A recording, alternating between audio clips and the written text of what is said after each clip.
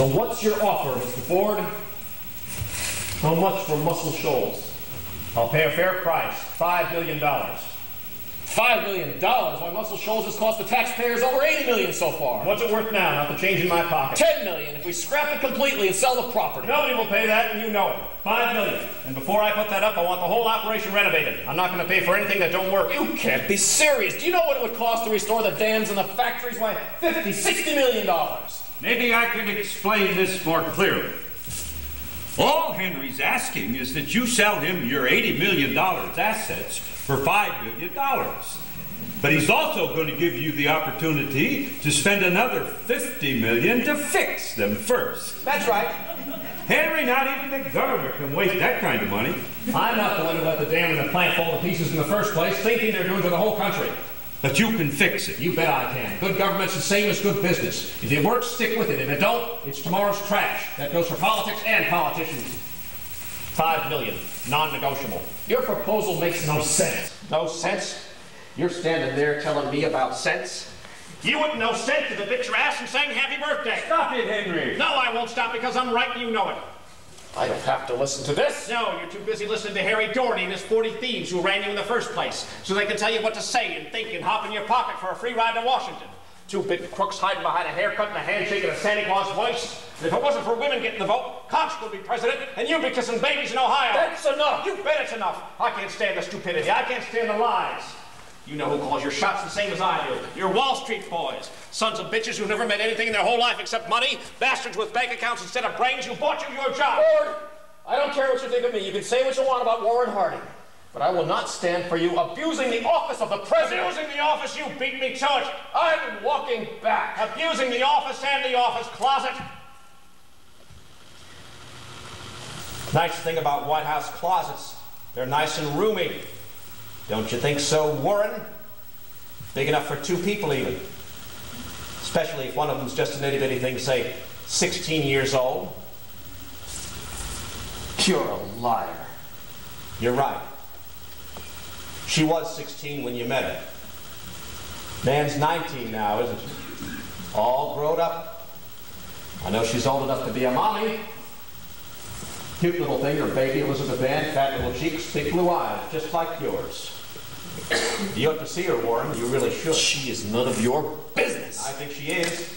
I think it's everybody's business when the president turns the White House into a cat house. Don't you think so, Mr. Edison? I'm not listening, Henry. Flopping around the floor of his coat room? Rolling over the galoshes with a girl young enough to be his daughter? The President of the United States with his whoreous bastard baby. You keep away from that Ford, you hear me? Stop it, both of you. You're a couple of old jackasses. You are a twisted, vicious man. I'm a man who knows the truth and how to use it. Well, you're not getting Muscle Shoals. You can take me down, but you're not getting your greedy hands on that no matter what. I will stop you any way I can. You do that. Take time out of your handshake hour and come right at me. Because there won't be any more folks lined up on your front lawn to say hello. They'll be lined up to run you out of town on a rail, with the Duchess and the Girl Scouts leading the charge. I will fight you all the way. You can't win, you know that. Use your head, give him the damn factory. This isn't just about the factories. Well, what else do you want? I want to knock some rust off this government. I want to give it back to the people and boot the money changers out of the tent so fast you'll make your head spin. The Shylocks and the socialists who don't believe in an honest day's work and suck our teats instead. I want the big boss at the front desk with his pants on. That's what I want. I want to fix this country and put it back on the road again. And that's why I'm going to be the 30th President of the United States. What? I'll be the first president in history to campaign with a fully designed 4-year plan. Where we're going, how we're going to get there, and who's coming along for the ride. I hope that will include you, Mr. Edison. Oh, we're going to light some fires, we are. We're going to make bureaucrats pop like popcorn. We're going to cut the bloat out of this government and boil it down to size. People will like that, you'll see. What they'll like even more is lower taxes and more money back in their pocket. That's right. We'll give them a country they can afford for once. Get our hands back in our own treasury. So, the first thing we've got to do is get rid of the Jews. Excuse me? Come on now, Harding. Don't be coy with me.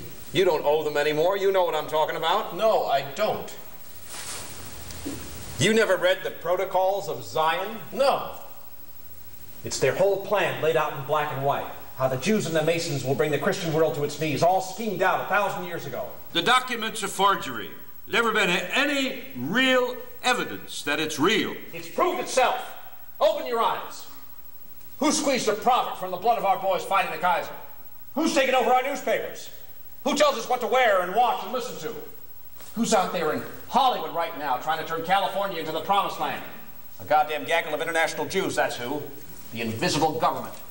A whole race that makes its money off the rest of us breaking our backs. You bet it's true. I don't think I've ever seen a Jew do a real day's work. I have. I work with Jews in my lab, and they work as hard as the rest of us. With their heads, maybe, trying to figure out how to steal your ideas and your whole operation. You ever see one work with his hands? I'll pay $1,000 to anybody who can show me a Jew farmer, dead or alive. You can't be serious. You bet I am. No. We start with the Jews. Take them down a notch. That's the solution. Then the rest of their kind will sink back into the mud with them. The munitions makers, the union boys.